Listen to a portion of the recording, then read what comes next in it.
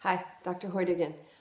I think that we often end up in a bad mood, a negative mood, or upset because we're having thoughts and we kind of habitually get on the thinking train and we follow one thought to the next thought, and what do? We end up with a whole lot of thoughts that we didn't intend to pursue, and they don't feel good. If you're on a happy train, keep pursuing it. But if you get on a negative train, like most of us do every once in a while, then this skill is probably very appropriate. It's an appropriate thing to practice all the time, no matter what. This skill is called being non-judgmental. So it's about not assigning a value to yourself or to others. A value would be good, bad, terrible, or unlovable. Any of those kinds of things. Instead, you describe what is going on, how you feel about it, and how you want to respond to it without assigning a value to yourself or to others. It would be like saying, sometimes I make mistakes, instead of saying, I'm a complete failure. How often do we have a statement like that in our head? In fact, an accurate and non-judgmental statement would be, sometimes I make mistakes, right? It would be a statement such as, my family has done things that hurt me and I feel bad about it.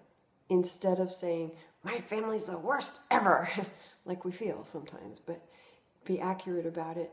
Some things have happened in my family and those things have hurt me. Instead of, my family is the worst ever. So being non-judgmental helps us to get off that negative thinking train that causes us to feel depressed and to want relief from our negative feelings. Being non-judgmental. Thank you. Hi. The DBT skill I want to describe this time is called observe and describe. It's kind of two skills put together. Observing is like sensing. There are no words. It's not a statement I'm going to make. It's being experiencing what's happening right now.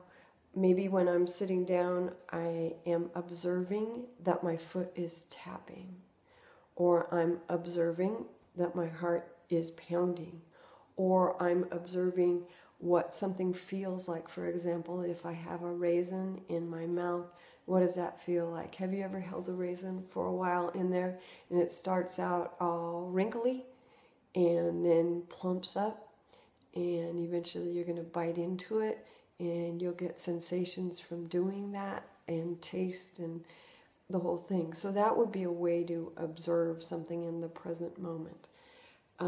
Then the other skill is describe, and that is using words to represent what you have observed.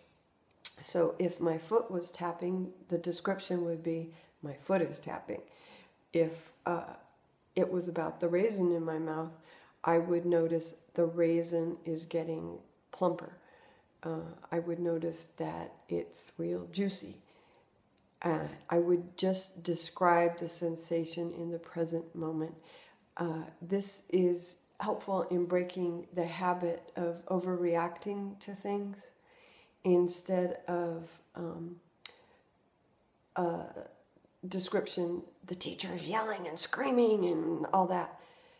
The observation would include watching the teacher, noticing what the teacher's doing, and then the description would be, Mr. Smith has been raising his voice several times.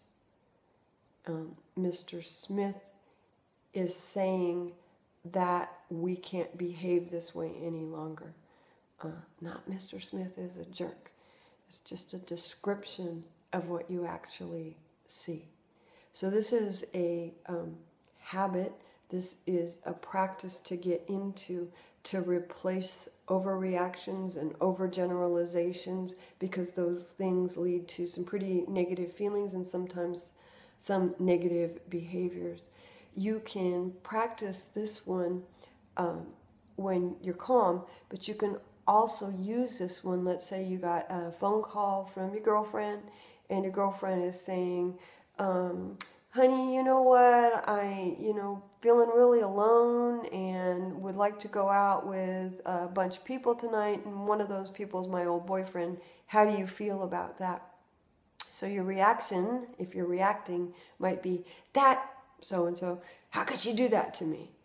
And if you remembered to use observe and describe, you would be observing her words, and then you would be describing to yourself, she's saying she's lonely, she wants to go out with a group of people, one of those people is her old boyfriend. And then you can choose wisely how to react to that instead of the great big hot statement that you might have made if you weren't just using observe and describe. Thank you.